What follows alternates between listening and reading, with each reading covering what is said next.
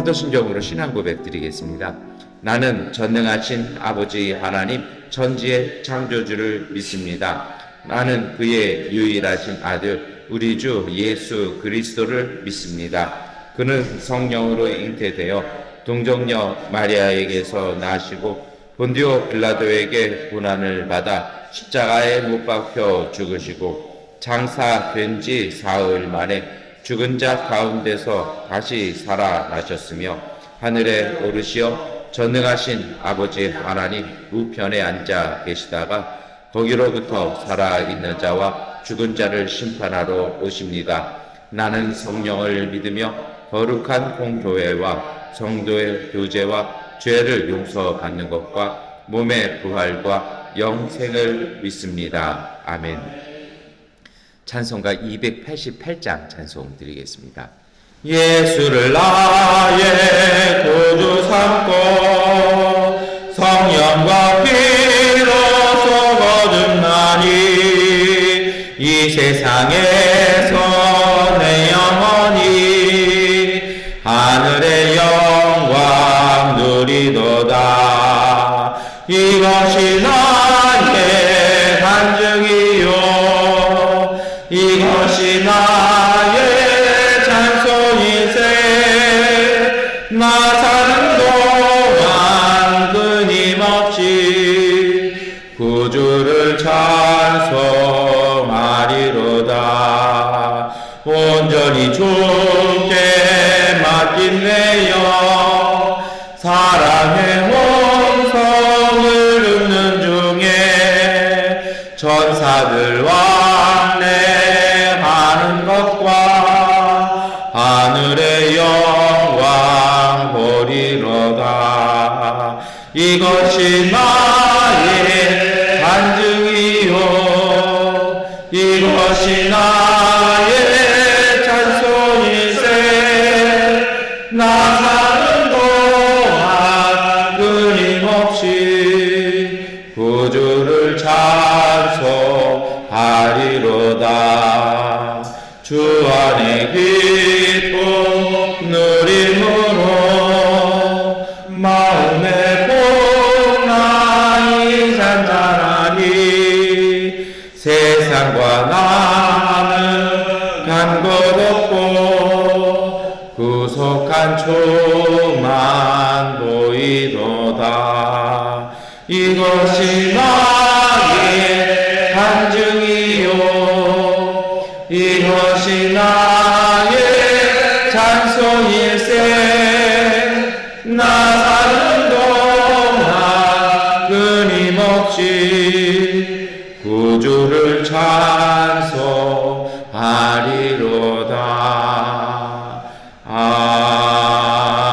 아멘. 네, 사도행전 22장 30절 그리고 23장 6절부터 11절까지 말씀으로 함께 읽겠습니다. 이튿날 천군장은 무슨 일로 유대 사람이 바울을 고소하는지 그 진상을 알아보려고 하였다. 그래서 그는 바울의 결박을 풀어주고 명령을 내려서 대제사장들과 온 의회를 모이게 하였다. 그리고 그는 바울을 데리고 내려가서 그들 앞에 세웠다. 그런데 바울이 그들의 한 부분은 사두개파 사람이요 한 부분은 바리새파 사람인 것을 알고서 의회에서 큰 소리로 말하였다. 동포 여러분, 나는 바리새파 사람이요 바리새파 사람의 아들입니다. 나는 지금 죽은 사람들이 부활할 것이라는 소망 때문에 재판을 받고 있습니다. 바울이 이렇게 말하니 바리새파 사람과 사두개파 사람 사이에 다툼이 생겨서 아니었다. 사두개파 사람은 부활도 천사도 영도 없다고 하는데 사람은 그것을 다 인정하기 때문이다. 그래서 큰 소동이 일어났다.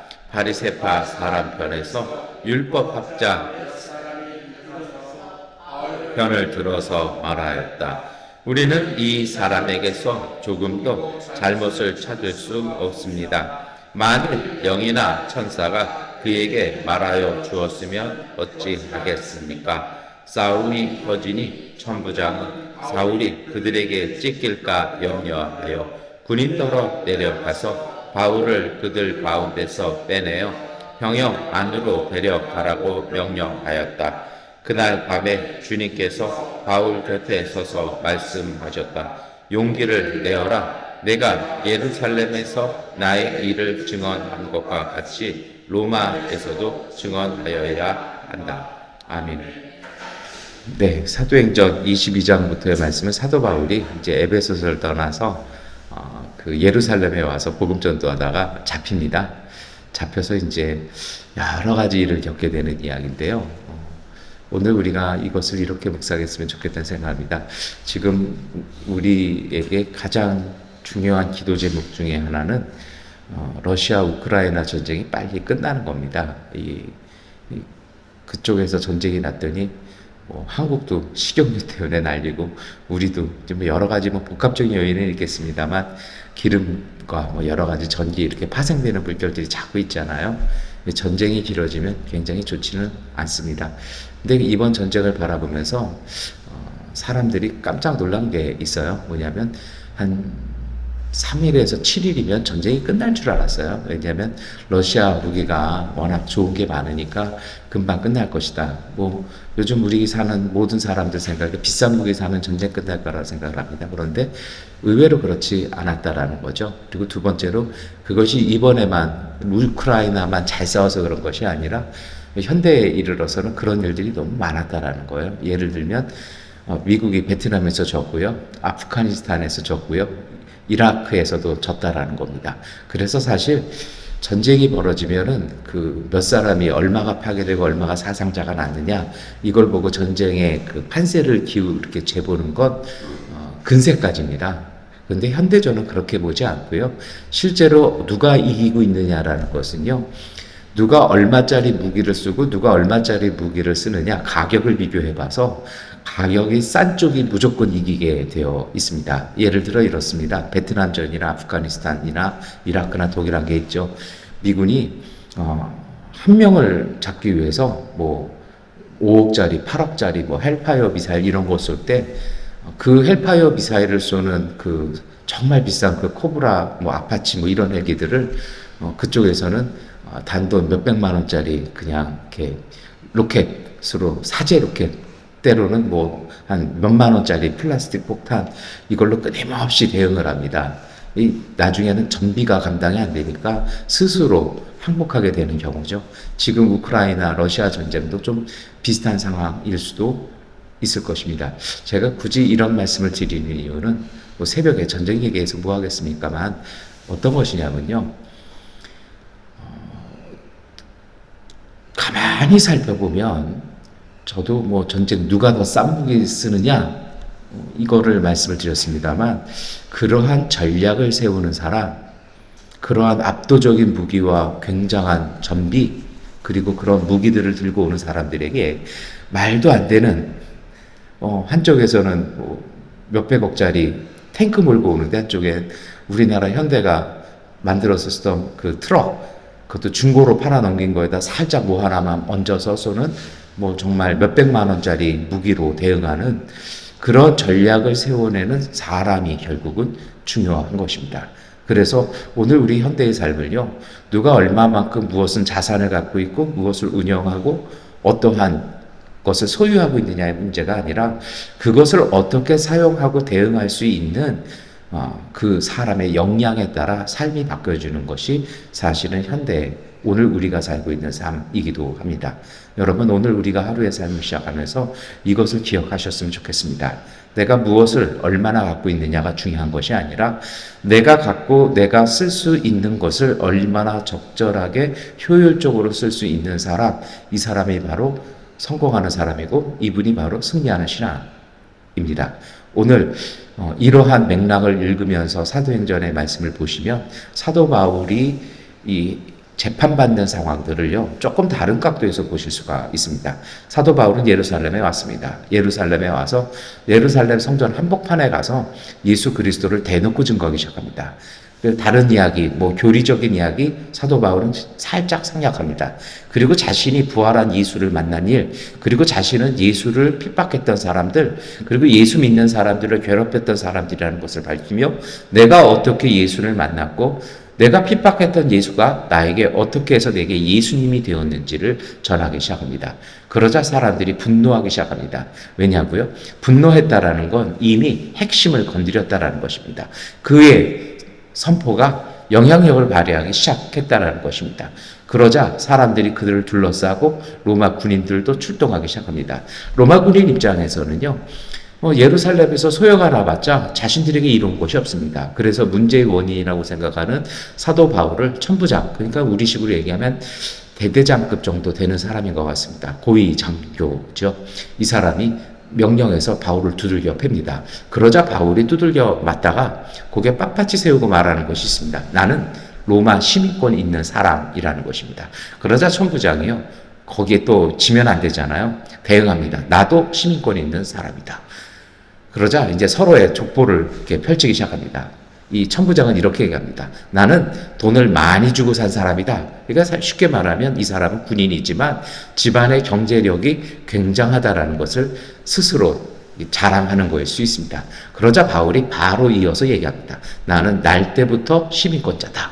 이 날 때부터, 유대인이 날 때부터 시민권자라는 건요, 로마 정부가 공이 있어서 로마 귀족들이 힘을 써서 그 가문을 그렇게 해주었다라는 것입니다. 그러면 누가 더 끝발이 있을까요? 끝발 싸움에서 사도 바울이 이겼습니다. 그러자 이 천부장이 겁이 덜컥 납니다. 왜냐하면 로마 시민권자를 황제 허가 없이 두들겨 패는 것은 유죄입니다. 그러자 이제 이것이 문제가 될까봐 그를 두들겨 패고 그에게 험하게 대하던 천부장이 이제 입장이 바뀌어서 로마 시민권자인 바울을 보호하기 시작합니다. 그래서 이 문제를 어떻게든 해결을 해야 하기 때문에 사람들의 지도자들을 불러다가 대질 신문을 시킵니다. 그러자 사두개인이나 바리새인들, 그리고 예루살렘 성전에 있는 사람들, 다 사도 바울을 좋아할 리가 없죠. 여론이 불리하게 돌아갑니다. 그러자 거기서부터가 오늘 우리가 읽었던 말씀인데요. 이 사도 바울이 가만히 판세를 보아하는데 여기에 사두개인들이 한 절반가량 있고 바리새인들이 절반가량 있다라는 겁니다.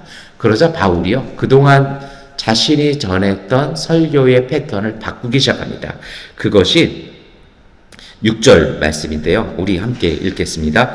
그런데 바울이 그들의 한 부분은 사두개파 사람이요 한 부분은 바리새파 사람인 것을 알고서 의회에서 큰 소리로 말하였다. 동포 여러분, 나는 바리새파 사람이요 바리새파 사람의 아들입니다. 나는 지금 죽은 사람들이 부활할 것이라는 소망 때문에 재판을 받고 있습니다. 아멘. 바울이 바리새파, 본인 자체가 바리새파였고요. 가말리엘이라는 그 시대의 가장 큰 유명한 대학자의 제자였던 것을 이야기합니다. 그리고 복음 전하던 내용을 어디에 초점을 맞추니까 예수님의 부활에 초점을 맞춥니다. 근데 이게 왜 중요한 것이 되냐면 바리새파 사람들은 부활과 하나님 나라의 임재 종말을 믿습니다. 그리고 그것을 주장합니다. 그런데 사두개파 사람들은 날 때부터 종교인 집안이고 귀족 집안이기 때문에 약간 보수예요. 그러니까 이 사람들은 세상이 바뀌는 거 좋아하지 않습니다. 그래서 사두개파는요, 부활을 인정하지 않고 오히려 혐오합니다. 말도 안 되는 이야기라고 얘기합니다. 그들에게 종말은 없습니다. 왜냐하면 지금 누리던 것을 끝까지 유지해야 하기 때문입니다. 하나님의 나라, 그들에게 있어서의 하나님 나라는 지금 자신들이 성전에서 예배드리는 것, 이것이 하나님의 나라라고 말하는 사람들이 사두개파 사람들입니다. 그러니까 이 둘이 적당하게 섞여 있는 거 보니까 바리새파 출신이었던 사도 바울은 무엇이 그들에게 약점이 되고 무엇이 방아쇠가 되는지를 잘 아는 거죠. 그래서 뚝 한마디 던져놓습니다. 그런데 이 말 때문에 7절부터 보니까 이제는 바울에 대한 재판, 예수에 대한 나사렛 예수를 따르는 나사렛 사람들에 대한 재판이 아니라 이제는 바리새인과 사두개파 사람들의 부활에 대한 그들의 교리에 대한 논쟁으로 이것이 마치 종교 전쟁으로 번지기 시작했다라는 것입니다. 그래서 서로 이제 부활이 있다 없다 그들 간에 막 논쟁을 하기 시작합니다. 그래서 회중도 나뉘었고 우리 8절 말씀에도 나와 있습니다만 사두개파 사람은 천사도 없고 영도 없다 하는데 바리새파 사람은 인정하더라는 것이죠. 그래서 9절부터 보니 어떤 문제가 벌어집니까? 큰 소동이 일어났고 바리새파 사람 중에 이제 유명했던 율법학자들이 몇 일어나서 바울을 변호하기 시작합니다. 이 삽시간에 바울 대 예루살렘 종교 지도자들과의 대결이 바리새와 사두개의 종교 대결로 바뀌었고 검사와 변호사의 모양으로 이 재판이 바뀌었다라는 것입니다. 그러면서 뭐라고 얘기합니까? 이 바울이라고 말하는 이 사람의 이야기를 영이나 천사가 가르쳐줬으면 어떻겠냐? 이 얘기는 누구에게 하는 얘기일까요? 사두개파는 아예 영이나 천사를 인정하지 않기 때문에 해봤자 그 말은 먹혀들지 않습니다. 누구한테 하는 것입니까? 같은 바리새파 사람들에게 이 사람이 알고 있는 이야기하는 것이 정말 영이나 천사가 한 것이면 너네 어떡할래? 하면서 같은 바리새파 사람들에게 바울 편을 들라고 옹호해주고요. 선동하기 시작하는 겁니다. 이것 때문에 싸움이 커졌습니다. 그래서 이걸 지켜보던 천부장은 혹시라도 사도 바울이 이 난리통에 어떻게 될까봐 그를 데려와서 보호하기 시작합니다.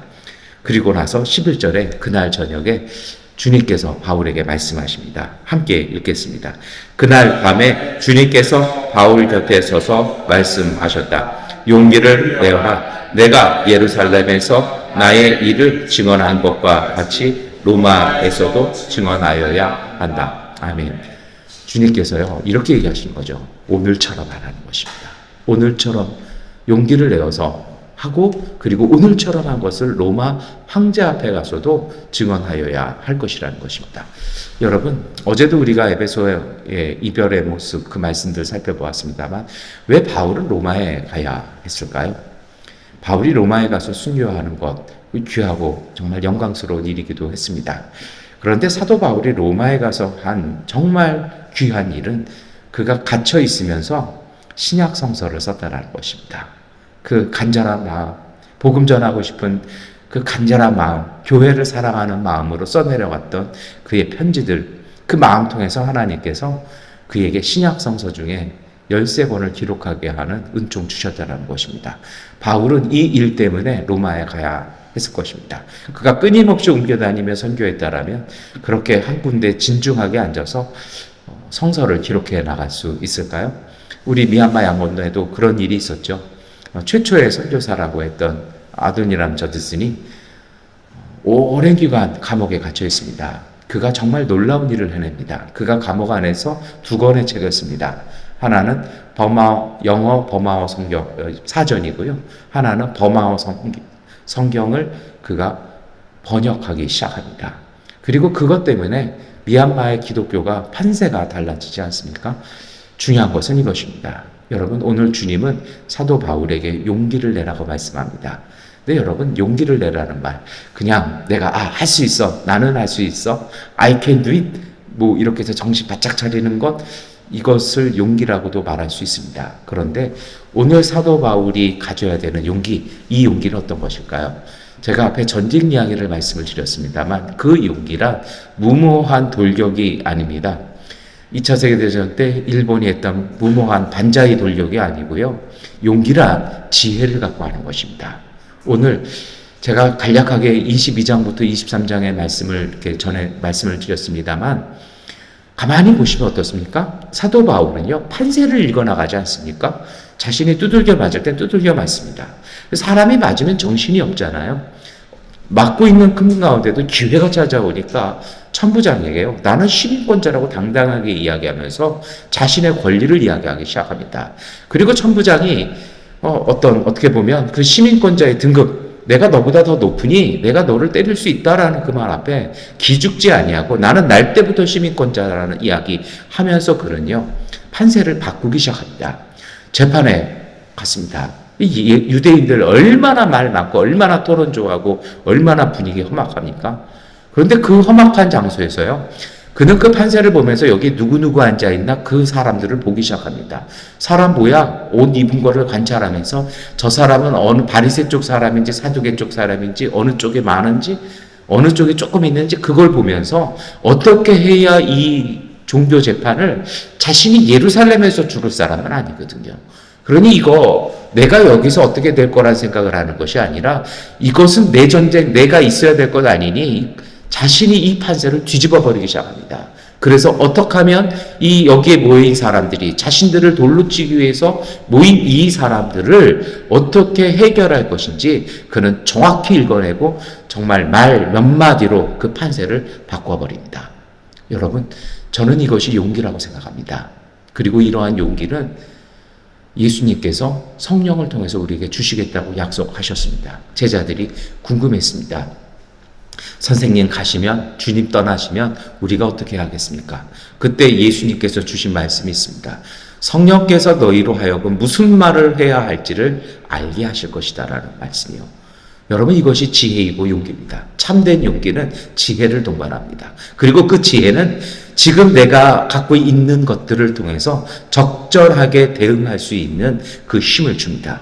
어찌 보면 사도 바울이 이 로마 군인들을 향해서 자신의 동족들을 향해서 말한 것은요, 그가 전부 소유하고 있었던 것입니다. 하나님께서 예비해 두신 것들이라는 것입니다.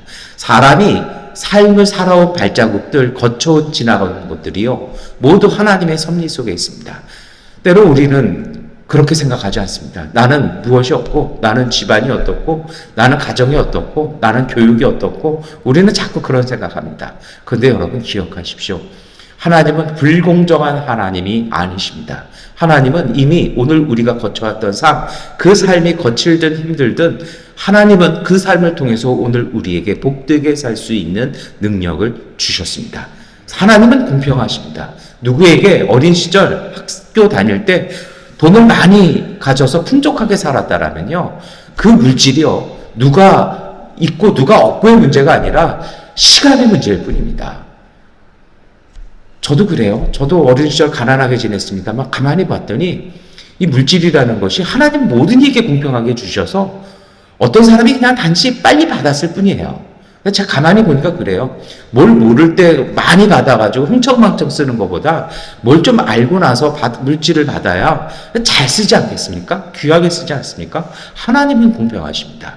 오늘 우리가 살아왔던 삶의 걸음들, 우리가 경험했던 일들, 좋은 일이든 나쁜 일이든 여러분 기억하십시오. 하나님은 그것을 통해서 오늘 우리가 앞으로 살아갈 일들의 열쇠들을 다 담아 두셨습니다. 용기란 그 열쇠, 그 적절한 열쇠들을 찾아 꺼내는 것입니다. 성령은 오늘 우리에게 그 지혜를 주십니다. 어떤 일에 있든 어떤 상황에 있든 그 일과 상황에 마음과 정신을 빼앗기는 것이 아니라 여러분, 하나님이 보내주신 보혜사 성령이 우리 가운데에서 말씀하시고 이끄시는 대로 그 삶에 이끌려 가시는 분들이 아니라 그 상황의 판세를 쥐고 흔드는 믿음의 능력자들 되시기를 축원합니다. 아무것도 없는 사람, 가난한 이들이 천조국이라고 얘기하는 국방 예산 1000조 이상을 쓰는 미국을 상대해서 싸워서 이깁니다. 그들이 예수 믿는 사람들은 아닙니다. 오늘 우리는 예수 믿는 사람들입니다. 이 미얀마 양곤에서 하나님은 우리에게 이미 이길 힘, 능력, 권세, 그리고 경험, 경륜, 지혜 주셨습니다. 이제 그 믿음으로 오늘 하루도 승리하시기를 축원합니다. 기도하겠습니다. 전능하신 아버지 하나님, 간절히 구하오니 어떤 일이든 상황이든 일이나 상황에 마음과 생각 빼앗기지 말게 하여 주시옵소서. 하나님, 우리 안에 벌어지고 있는 모든 일들 속에 하나님의 은총이 있음을 보게 하시고 면밀히 살펴서 하나님, 그 모든 일을 주도할 수 있는 하나님의 지혜로 우리가 승리할 수 있는 믿음의 사람들 되게 하여 주시옵소서. 지나온 날들 속에 우리가 거쳐왔던 인생 속에 하나님 모든 달비 있음을 깨닫게 하시고 우리가 삶을 살아오면서 배웠던 교훈과 그 경험과 그 경륜을 가지고 주님 주시는 지혜, 성령이 주시는 깨달음과 능력을 통해서 우리의 삶의 길들과 문들을 열어나갈 수 있는 믿음의 능력자들, 믿음의 부유한 주님의 가족들 되게 하여 주시옵소서. 어떤 상황, 어떤 사람들, 어떤 문제 앞에서도 하나님 기죽지 아니하며 하나님 뜻 바라보며 믿음으로 나아가 하나님께서 내려주시는 믿음의 부유함 누릴 수 있는 축복받는 우리 교회 믿음의 가족들 되게 하여 주옵소서. 예수 그리스도의 이름으로 기도드립니다. 아멘. 하나님께 기도하는 시간 갖겠습니다.